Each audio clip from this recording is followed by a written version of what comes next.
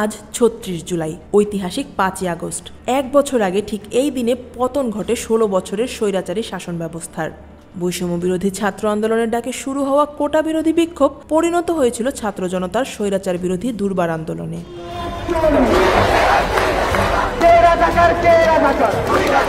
টানা ৩৬ দিনের রক্তক্ষয়ী সংগ্রামে সহস্রাধিক প্রাণের বিনিময়ে প্রতিষ্ঠিত হয় বাংলাদেশ 2.0। আজ থেকে ঠিক এক বছর আগে আজকের দিনে স্বাধীন বাংলাদেশের ইতিহাস নিয়েছিল নতুন মোড়। ৫ আগস্ট ২০২৪ সকাল থেকেই রাজধানী ঢাকায় বিরাজ করছিল থমথমে পরিস্থিতি।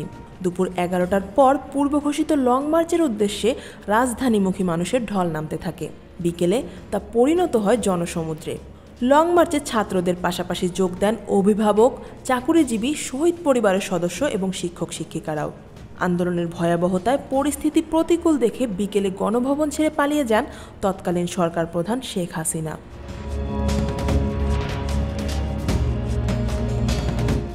বোন শেখ রেহানা সহ প্রথমে হেলিকপ্টারে বিমান বাহিনীর ঘাঁটিতে এবং পরে C-130 জুলিয়েট হারকিউলিস বিমানে করে গাজিয়াবাদের হিন্দল বিমান ঘাঁটিতে আশ্রয় নেন তিনি।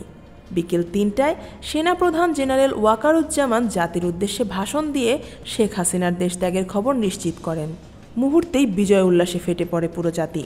ঢল নামে গণভবন ও সংসদ প্রাঙ্গণে। কেউ আবেগে কান্নায় ভেঙে পড়েন, কেউ নামাজ পড়ে কৃতজ্ঞতা প্রকাশ করেন। জনতার দখলে চলে আসে প্রধানমন্ত্রীর কার্যালয়, সংসদ ভবন ও গণভবন।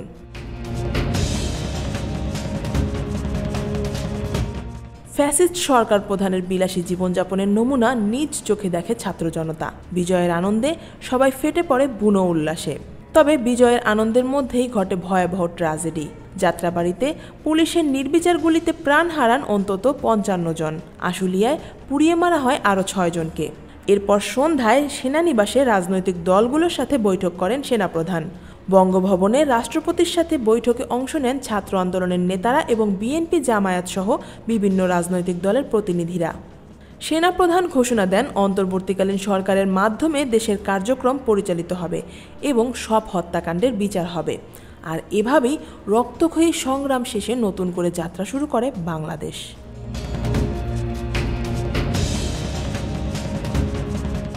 জুলাইয়ের ১ তারিখে শুরু হওয়া কোটা সংস্কার আন্দোলন এভাবেই রূপ নেয় স্বৈরাচার বিরোধী গণ অভ্যুত্থানে। যে প্রজন্ম ৫২-এর ভাষা আন্দোলন দেখেনি, ৬৯-এর গণ অভ্যুত্থান দেখেনি, ৭১-এর মুক্তিযুদ্ধ, তারাই তৈরি করেছিল নতুন ইতিহাস, এক নতুন Bangladesh. Afia Akter, desk report, Dhaka watch.